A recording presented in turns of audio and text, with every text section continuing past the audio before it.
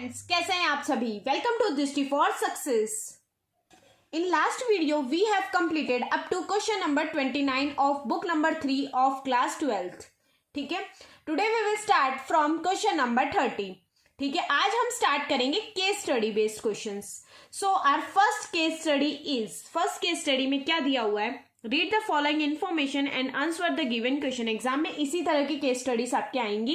एक case study के ऊपर बेस्ड 4 क्वेश्चंस होंगे। ठीक है, तो क्वेश्चन नंबर पढ़ते हैं अब हम। चलो स्टार्ट करते हैं। केस स्टडी में क्या दिया हुआ है, Shivang limited raised the following loans in the year 16-17। 2016-17 में शिवांग ने ये लोन रेज किए थे। एक तो 12% bank loan from SBI on 1 अप्रैल 2016। 1 अप्रैल 2016 को SBI से उन्होंने लोन लिया था 15 लाख का। 10% डिबेंचर ऑफ ₹100 ईच, मतलब कितने हो गए, 10,000 डिबेंचर है, 100 रुपीज के हैं, मतलब 10 lakh.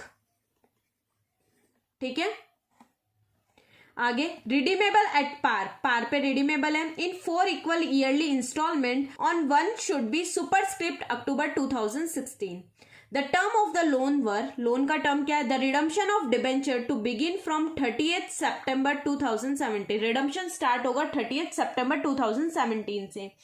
Interest on the bank loan to be paid annually but interest on debenture to be paid half yearly.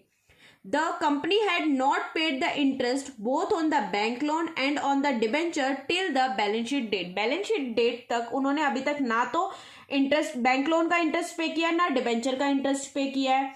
Debentures का रिडम्पशन स्टार्ट होगा 30th सितंबर 2017 से, और इंटरेस्ट ऑन बैंक लोन हमें एनुअली पे करना है और इंटरेस्ट ऑन डिबेंचर्स हमें हाफ ईयरली पे करना है। तो हमारे क्वेश्चन क्या क्या है, फर्स्ट क्वेश्चन पढ़ते हैं। इस केस स्टडी के बेस पे क्या क्वेश्चन दे रखे हैं। पहला क्वेश्चन है, under which head will the long term borrowing will come. Long term borrowing, ये तो जनरल क्वेश्चन है। करंट लायबिलिटी में लॉन्ग टर्म नहीं आता, रिजर्व एंड सरप्लस में लॉन्ग टर्म बोरोइंग नहीं आता, नोट्स टू अकाउंट में लॉन्ग टर्म बोरोइंग नहीं आता, नॉन करंट लायबिलिटी में हमारे क्या आता है, लॉन्ग टर्म बोरोइंग। ये तो बैलेंस शीट का स्ट्रक्चर आपको याद है, अगर जो हमने फर्स्ट वीडियो में डिस्कस किया था, तो अपने आप आता है ये question. How will then 10% debentures to be recorded in the balance sheet. Balance sheet में 10% डिबेंचर कैसे रिकॉर्ड करेंगे, in the long term borrowing, in the non current asset, in the current asset, in the equity share capital। तो long term borrowing में ये एक non current liability है, तो ये long term borrowing में ऐड होगी।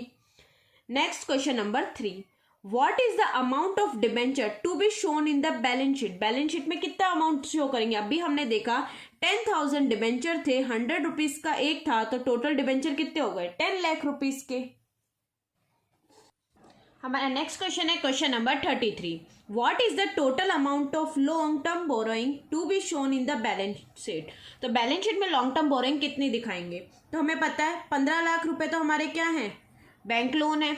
उसके अलावा 10 लाख हमारा क्या है, डिबेंचर्स है। लेकिन डिबेंचर्स में बताया एक इंस्टॉलमेंट तो हमने अक्टूबर 2016 में दे दी, 4 इंस्टॉलमेंट में देना है, मतलब एक इंस्टॉलमेंट में हमें 2,50,000 पेमेंट करना है। एक तो हमने अक्टूबर 2016 को दे दी, दूसरी इंस्टॉलमेंट हम रिडम्पशन स्टार्ट कर रहे 30th सितंबर 2017 से, मतलब हमारी 2 इंस्टॉलमेंट चली गई। तो अब कितना अमाउंट बचा, ओनली 5 लाख बचा है। ठीक है, तो टोटल कितना आ जाएगा, 20 लाख। ठीक है, इस क्वेश्चन में बस यही लास्ट क्वेश्चन समझने वाला था। 20 लाख क्यों आया, क्योंकि 1-2 इंस्टॉलमेंट हमारी चली गई, ओनली 5 लाख बचा हुआ था, 15 लाख बैंक लोन का बचा हुआ था, तो 20 लाख आ जाएगा। ठीक है, जितनी इंस्टॉलमेंट की हमें इन्फॉर्मेशन दी होगी वो सारी इन्फॉर्मेशन कट करके हमें अपना लॉन्ग टर्म बोरोइंग में कितना अमाउंट शो करेंगे वो दिखाना होता है। और ये वाला तो सिंपल था कि कितना डिबेंचर हम बैलेंस शीट में शो करेंगे, तो डिबेंचर्स हमारे टोटल कितने थे उस टाइम पे, 10 लाख थे, तो 10 लाख हम बैलेंस शीट के अंदर शो करेंगे। नेक्स्ट क्वेश्चन है, नेक्स्ट हमारी सेकंड केस स्टडी। इसमें क्या कहा है, read the following information and answer the given question.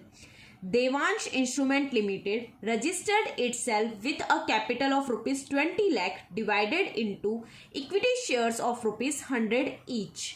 ठीक है, यानी कितने इक्विटी शेयर्स हो गए, 100 ईच के हैं, तो 20,000 इक्विटी शेयर्स हो गए, 100 ईच हो गए। ठीक है, 20,000 इक्विटी शेयर्स ऑफ 100 ईच। आगे, On 1st June 2015, the company issued 5,000 equity share as fully paid up to Mela Herbals on purchase consideration for the purchase of plant and machinery. Total authorized capital company की 20,000 है, जिसमें से 5,000 purchase consideration के लिए company ने share issue कर दिया. अब कंपनी के पास कितने शेयर बचे? 15,000 शेयर्स बचे. आगे the remaining shares were issue to the public at par. अब पूरे 15,000 को हमने ₹100 पे इशू कर दिया. एट पार मतलब ₹100 पे इशू कर दिया. Till the date of the balance sheet the director has called from the public 60% of the nominal value. Nominal value होती है ये, तो इस nominal value means face value, इसका 60% कंपनी ने मांग लिए, यानी ₹60 कंपनी ने मांग लिए. ठीक है. The amount called were received by the company. और कंपनी ने ₹60 मांगे तो सभी ने ₹60 का पेमेंट भी कर दिया. अब आगे क्वेश्चंस में क्या देता है ये देखते हैं हम लोग. तो सबसे पहला क्वेश्चन है what will be the amount of share capital shown in the balance sheet. Balance sheet में हम शो करते कितने रुपीस हमारे पास आ गए. तो सबसे पहले जो हमने 5,000 जिसको शेयर दिए, एक तरीके से वो पैसे हमारे आ गए, हमने चाहे प्लांट एंड मशीनरी खरीदी हो. ठीक है. तो 5,000 शेयर्स के हमारे पास पूरे 100 के हिसाब से आए, तो कितने रुपीस आ गए? 5 लाख रुपीस हमारे पास ये आ गए. उसके अलावा हमने 15,000 शेयर पब्लिक को इशू करे, जिसने पब्लिक से हमने ₹60 लिए, मतलब 15 6 9 लाख ये हो गए. ठीक है. यानी टोटल कंपनी से हमारे पास कितने रुपीस आ गए? 9 + 5 14 लाख रुपीस कंपनी के पास आ गए. अब ये 100 जो है ये तो fully subscribe and fully paid up है, ये 60 subscribe and not fully paid up है, क्योंकि हमने अगर पूरे नहीं मांगे तो पूरे पेड अप नहीं है मतलब ये. तो ये कितना आ गया? 14 लाख हमारा इसका आंसर हो गया. Next question number 35. Where will the plant and machinery shown in the balance sheet. Balance sheet में प्लांट एंड मशीनरी कहाँ शो होती है? In non current asset. हाँ, नॉन करंट असेट में शो होती है. Fix asset. हाँ, नॉन करंट असेट के अंदर फिक्स असेट में. फिक्स असेट के अंदर टेंजिबल असेट्स में. यस, तो सभी में ये तीनों हेड में नॉन करंट लायबिलिटी, मतलब ये सब हेड फिर सब हेड और मेन हेड, ये तीनों का मिक्सअप दे दिया है हमें. नेक्स्ट है question number 36. How many shares are issued as against the purchase of plant and machinery. हाँ, तो कई बार ऐसे इजी क्वेश्चंस में पूछ लेते हैं कि क्वेश्चन में ही सब कुछ दिया है, परचेज प्लांट एंड मशीनरी के बिहाफ पे कितने शेयर इशू करें, तो 5,000 शेयर्स इशू करें. कितना इजी क्वेश्चन आ गया. और बच्चे इसी में दिमाग लगाने लग जाते हैं. नहीं, 5,000 डायरेक्ट आंसर्स तो नहीं पूछ सकते, पूछ लेते हैं डायरेक्ट आंसर भी कई बार. Next question number 37. How many shares did the Devansh instrument limited registered itself with. Devansh instrument limited ने अपने आप को कितने शेयर्स के लिए रजिस्टर्ड किया था? तो टोटल हमने देखा था 20 लाख कैपिटल थी. 20 लाख कैपिटल थी और कितने ₹100 वाले शेयर थे, मतलब 20,000 कंपनी की ऑथोराइज. एक तरह से रजिस्टर्ड करना मतलब ऑथोराइज कैपिटल के बारे में पूछे, तो ऑथोराइज कंपनी के कितने शेयर्स थे? 20 लाख कैपिटल थी ऑथोराइज, तो ऑथोराइज शेयर्स कितने थे? 20,000. ठीक है. अब हम स्टार्ट करते हैं हमारी केस स्टडी नंबर 3. कितनी जल्दी हो रही है केस स्टडी. देखो, नॉर्मल क्वेश्चन से भी जल्दी केस स्टडी होती है. एक बार क्वेश्चन पढ़ने में टाइम लगता है और फिर बस क्वेश्चन तो फटाफट हो जाते हैं. Read the following trial balance and answer the question that follow. Trial balance में क्या दे रखा है? कैपिटल है कंपनी की 40,000, इक्विटी शेयर है ₹10 वाले 4 लाख. बिल्स रिसीवेबल, इसमें भी तुम्हें पता चल रहा है ना, ये डेबिट ये क्रेडिट, यानी ये असेट्स और ये सारी liabilities. Bills receivable 90,000. Mortgage loan है 1,70,000 का. स्टोर एंड स्पेयर्स है 1,15,000. डेटर्स है 1,66,000. प्लांट एंड मशीनरी है 2,90,000. गुडविल है 40,000. प्रोविजन फॉर टैक्स है 26,000. जनरल रिजर्व है 1,30,000. कैश इन हैंड है 18,000. कॉल्स इन एरियर है 2,000 और मार्केटेबल सिक्योरिटी है 5,000. ये हमें पूरा ट्रायल बैलेंस दे दिया, जिसका टोटल भी क्या कर रहा है? एकदम मैच कर रहा है, परफेक्ट. तो इसके बेसिस पे हमें क्वेश्चंस क्या क्या पूछे हैं. फर्स्ट क्वेश्चन पूछा है on which head will the bills receivable B shown in the balance sheet. Balance sheet में बिल्स रिसीवेबल कहाँ शो करते हैं हम? तो in the notes of account under trade receivable. In the notes of account under intangible asset. Bills receivable तो current है, तो fix asset तो हो ही नहीं सकता. The main balance sheet under current asset. In the main balance sheet under the non current, तो non current asset भी नहीं होता. अब इन दोनों ऑप्शन में बच्चों को डाउट होता है, क्योंकि ये तो पता है सबको बिल्स रिसीवेबल हमारे करंट असेट होते हैं.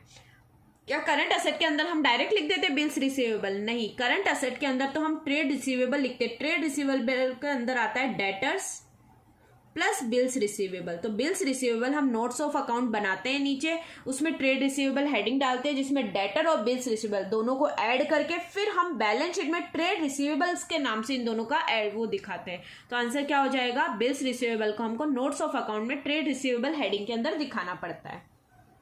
Next question number 39, What is the amount of share capital to be shown in the balance sheet? Balance sheet में शेयर कैपिटल कितनी दिखाएंगे? तो इसके लिए मैं आपको पहले बैलेंस शीट एक बार वापस से अपना ट्रायल बैलेंस दिखाती हूँ। बैलेंस शीट में मैंने कहा था शेयर कैपिटल में से क्या करते हैं, जितनी भी हमारी शेयर कैपिटल होती है उसमें से कॉल्स इन एरियर माइनस कर देते हैं। तो पहले हमें देखना है कि हमारे क्वेश्चन में कॉल्स इन एरियर कुछ है क्या।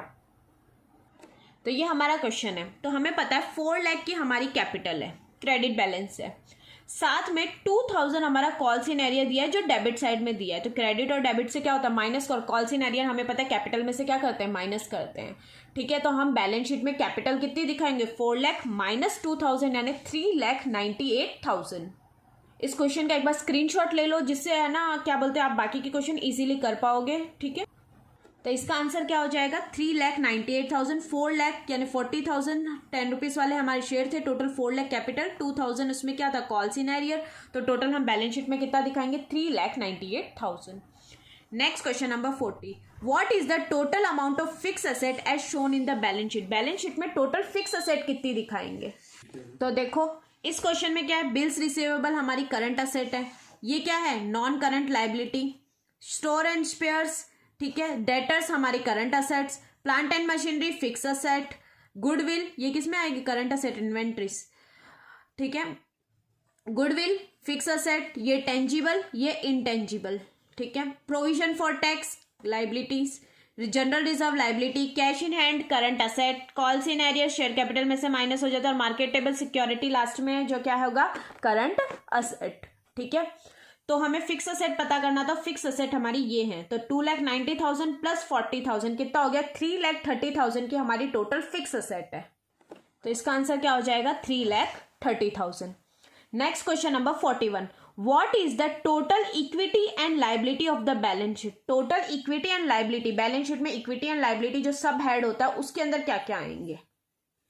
तो देखो ये तो हम 4 लाख लेंगे, माइनस कर देंगे 2000 जो कॉल्स इन एरियर है, फिर 1,70,000 लोन ले लेंगे जो नॉन करंट लाइबिलिटी में आता है, देन 26,000 प्रोविजन फॉर टैक्स ले लेंगे करंट लाइबिलिटी, 1,30,000 जनरल रिजर्व ले लेंगे जो शेयर होल्डर फंड हेडिंग में आता है। यानी टोटल हमारी इक्विटी एंड लाइबिलिटी मिक्स करके कितनी हो गई 3,98,000, 1,70,000, 26,000 प्लस 1,30,000, मतलब टोटल हो गई 7,24,000। 4 प्लस 5 प्लस 1 6, 670 प्लस 6 826, 826 माइनस 2 हो गया 724, सॉरी 726 माइनस 2 724। ठीक है, तो इसका आंसर क्या हो जाएगा ए 7,24,000 टोटल इक्विटी एंड लाइबिलिटीज आएंगी। इसी के साथ आज हमने इस वीडियो में 3 केस स्टडीज हमारी कंप्लीट कर लिए। आगे की केस स्टडीज जो है वो हम हमारी नेक्स्ट वीडियो में कंप्लीट करेंगे। Thank you for watching the video, keep learning and all the best for your term 1 exams.